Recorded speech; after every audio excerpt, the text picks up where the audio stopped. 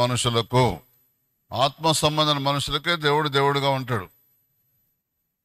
నమ్మి బాప్తిసం పొందిన వారికే రక్షకుడుగా ఉంటాడు.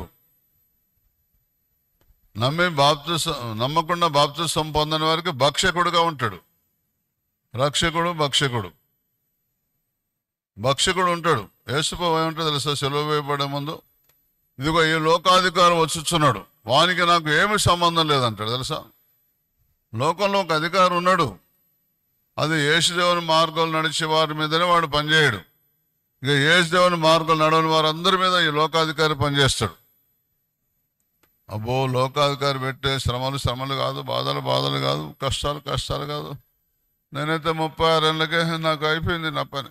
ఈ లోకాధికారి పెట్టే కష్టాలకు తట్టుకోలేకపోయినా, బాధలు తట్టుకోలేకపోయినా. మునుపటి వల్ల ఉన్నట్టుగా చెరలోనున్న ఈ దేశస్తులను నేను రప్పించుచున్నానని